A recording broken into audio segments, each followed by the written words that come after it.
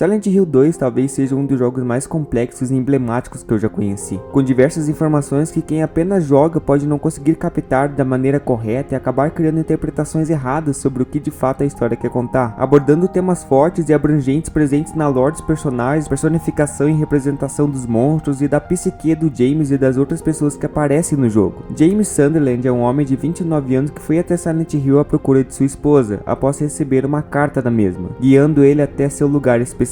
A questão é que sua esposa, Mary, foi morta por James 3 anos antes desse momento, uma culpa que ele guarda em seu interior desde então e que lhe causou muito sofrimento, levando James a uma depressão profunda. Mary, sua esposa, estava passando por uma doença terminal que a deixou incapacitada. James ficou com ela durante o tratamento, vendo ela definhar aos poucos por causa da doença e da radiação que ela vivenciava regularmente. Por não conseguir mais andar e ver o que estava se tornando por causa da deterioração e deformidade de seu corpo, além de toda a dor e agonia que ela estava passando, Mary estava constantemente raivosa, projetando em forma de abusos verbais que ela depositava em James toda essa frustração que ela sentia. James estava péssimo e profundamente confuso sobre acreditar ou não naquela carta, verificando inclusive se tudo aquilo era real, tocando seu rosto para ter certeza de que não estava alucinando ou algo assim.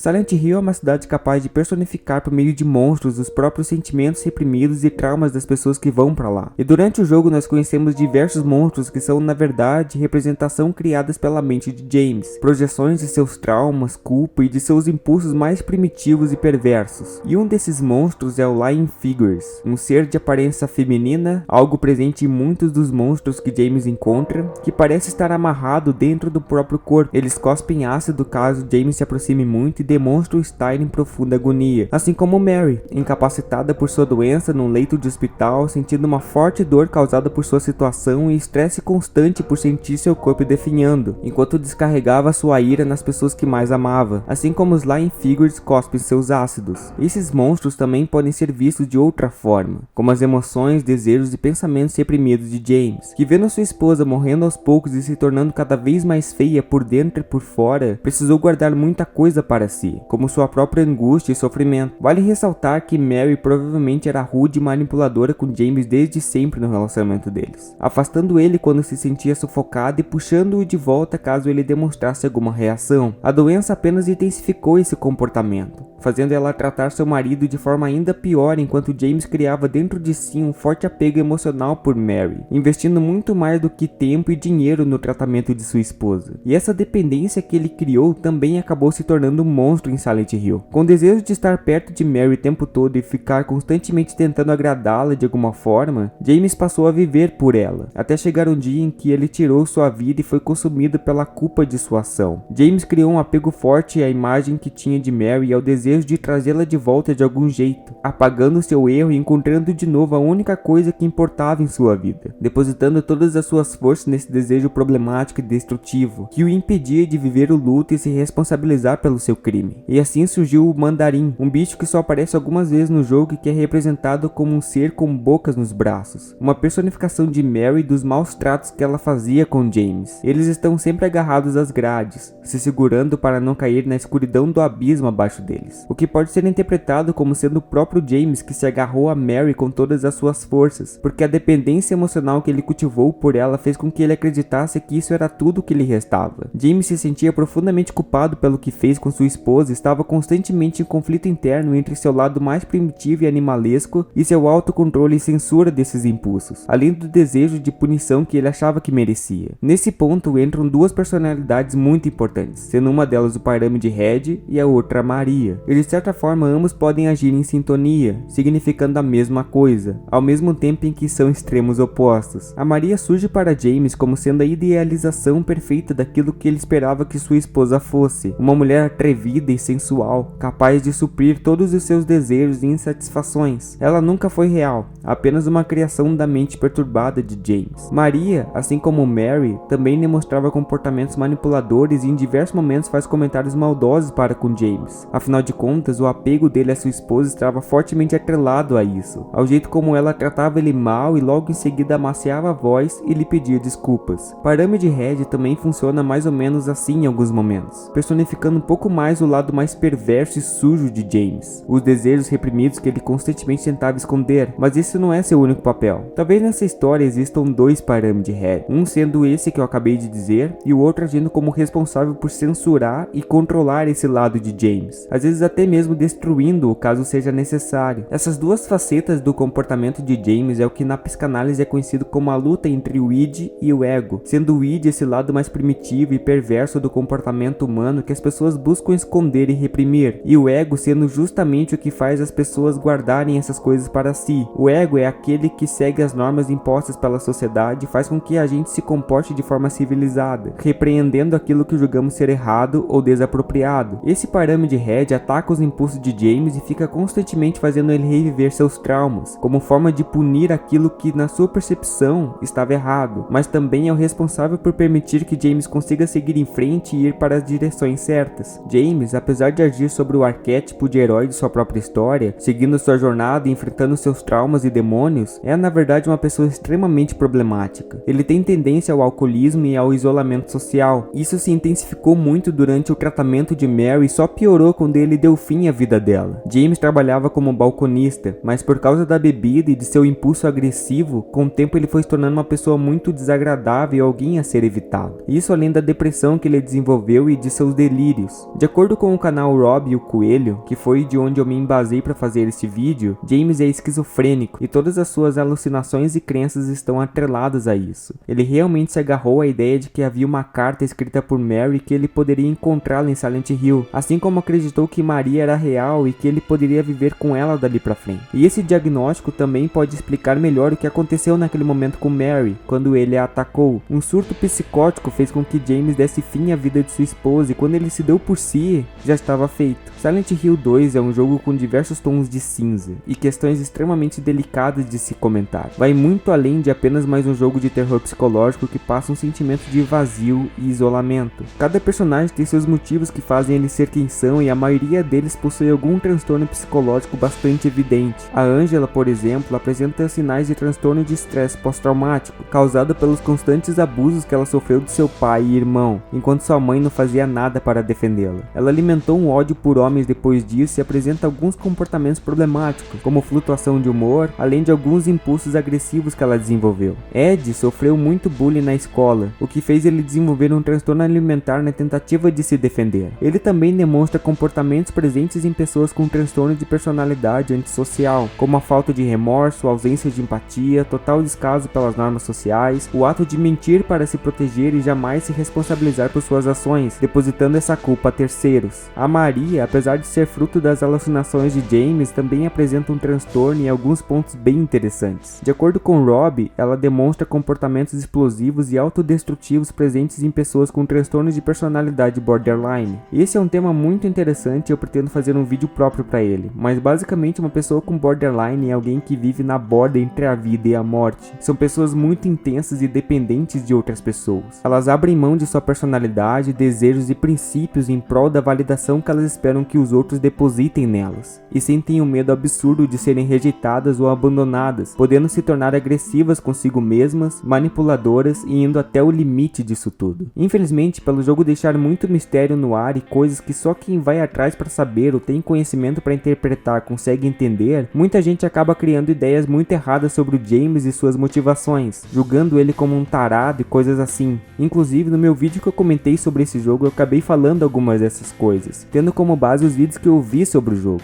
É importante que a gente lembre do contexto de toda a história, leve em consideração o sofrimento de James ao ver sua esposa doente, a agonia e sofrimento que Mary passou durante esse período e de tudo que isso acarretou, a intensificação dos maus tratos causados pelo estresse constante dela devido à dor que Mary sentia e do que isso ocasionou na mente e no comportamento de James. Antes de afirmar algo sobre essa história, eu não sou psicólogo, só fiz 2 semestres da graduação, mas é algo que eu gosto muito e realmente me empenhei para assistir os vídeos do Rob e entender o que ele estava explicando. É um ponto de vista diferente do que muita gente aí afirma, mas que faz muito sentido e espero que vocês tenham gostado desse vídeo. Pretendo trazer mais vídeos sobre Silent Hill 2 em breve, falando sobre outros pontos dessa história e me aprofundando um pouco mais em alguns temas que citei nesse vídeo, então fiquem ligados no canal. Eu vou ficando por aqui, muito obrigado a todos que assistiram até esse momento. Se possível, deixe um like e considere se inscrever para ver mais vídeos como este. Fiquem bem, tenham um ótimo fim de semana e tchau para todo mundo.